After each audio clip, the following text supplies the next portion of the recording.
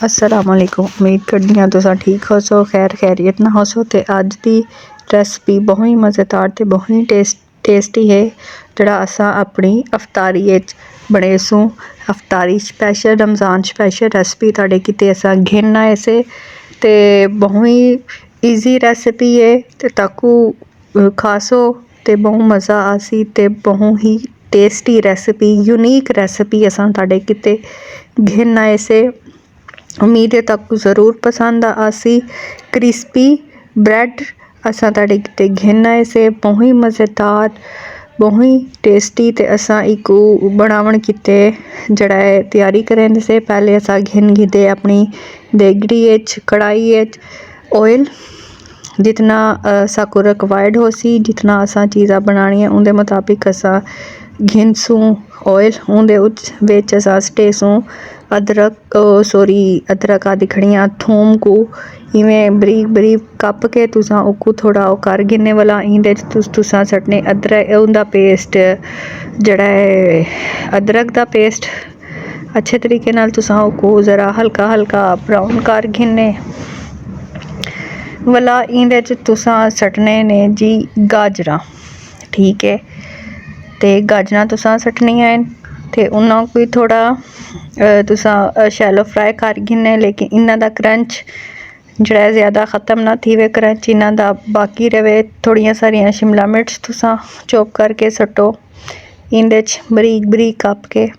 जड़ी सब्ज़ी ताकू भांदी है तुसां ओ इंदे सट सकदे हो, ठीक है। वाला बंद गोभी सट्टो इंदे बंद गोभी सट्टन तो बाद तुसां इकू ज़रा फ्राई कर गिनो ते वाला चिकन बॉयल करके थ्रड किया होया तुसां इंदे सटने इको अच्छे तरीके नाल तुसां पका गिनने ताकि ये जड़ा आपस अच्छे तरीके नाल मिक्स थी वजन ते साडी जड़ी अंदर वाली फीलिंग है वो थी वजे तैयार। ते इंदे असां थोड़ा सारा सट्टे गरम मसाला, कालिया मिर्चा, ज़ीरा ते धनिए दा पाउडर सट के नमक सटे सूँ, पेपरिका पाउडर असा थोड़ा सट्टे,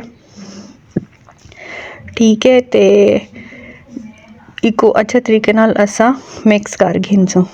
जे वाले ज़रा साड़ी पक्कन दी खुशबू अच्छी आवन लग बने वाला इंदे असा स्टेसूँ चिली फ्लेक्स ते नमक अपनी टेस्ट के मुताबिक तुसां इंदे सट्टो, ठीक है। ते मिक्स करके पकाओ इको अच्छे तरीके दे नाल पक बने ते वाला इंदे तुसां सटने मैदा, ठीक है जी हाँ। मैदा जिदे नान वगैरह बनते ने जड़ा घी सब्जियां को थोड़ा तुसां साइड ते करे सो जड़ा घी बचा हो सी तां निकल सी सब्जियां उंदे तुसां मैदे को सट के ते पका गिनने अच्छे तरीके दे नाल कि जड़ा तुहाडा ओ पक वंजे। इंदे वाला तुसां इकू मिक्स कर गिनने, ठीक है। मैदा तुसां इंदे लाजमी सटने ते मैदा बाद पक वेसी ते वाला तुसां इंदे थोड़ा सारा खीर सटने। खीर पका के सुका गिनने तुसां अच्छे तरीके नाल जे वाले असां इंदे खीर सटेसूँ, ठीक है। खीर सट के ज़रा असां इको खीर सुकन तक पकेसूँ, ठीक है। जे वाले साडा क्रीमी क्रीमी टेक्सचर देखो तैयार ठीक है। पुडिंग वाला साडा असां तैयार थी गया। थोड़ा थोड़ा सट के असां इको अच्छे तरीके नाल पकावने, ठीक है। गला थोड़ा डिस्टर्ब थींदा कड़ा है उनदे किते माजरत ते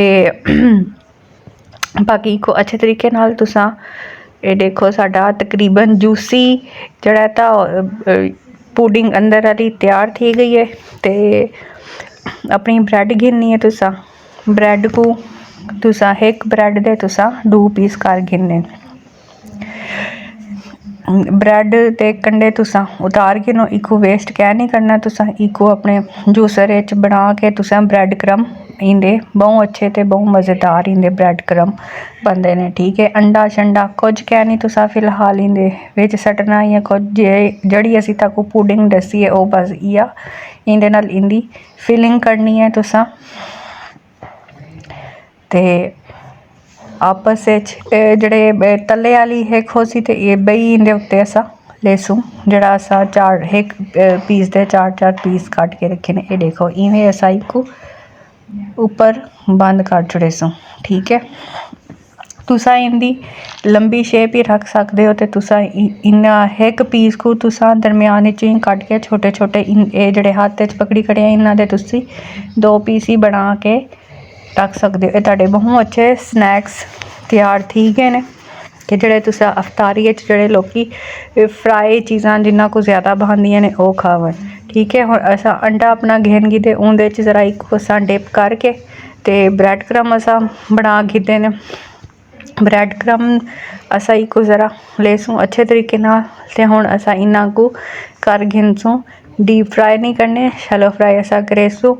ते इन्हां च घी जड़ा ज़रा ही अब्जॉर्व कै नहीं थिया अच्छे तरीके नाल जड़ा बहु ही ऑयल लैसन। ठीक है, ये नहीं तुसी सोचना कि इंदे अंदर घी चला गया बहु ऑयली हो सी ते इहो जिहा कोई चक्कर कहना है। ठीक है, क्योंकि अंडा लाया अंडा ने इको जड़ा ना कंट्रोल किया। जिस वेले ज़रा ब्राउन ब्राउन शक्ल गोल्डन ब्राउन शक्ल आ वजन तो वाला तुसा इन्ना को कट गिनने अच्छे तरीके नाल चारों तरफों पका के। देखो बहुत ही मज़ेदार कलर आया तो बहुत ही यम्मी ते टेस्टी जड़े साडे ये ब्रेड फिलिंग वाले जड़े ने वो तैयार थी गए ने नगेट्स। ते अगर मेरी रेसिपी ताको पसंद आई है तो को लाइक शेयर सब्सक्राइब ज़रूर करने ते अपने फ्रेंड्स एंड फैमिली के नाल शेयर ज़रूर करने। ठीक है, लाइक भी करने ते कमेंट ही करने बई रेसिपी ताको केड़ी बनदी है। अल्लाह हाफिज़।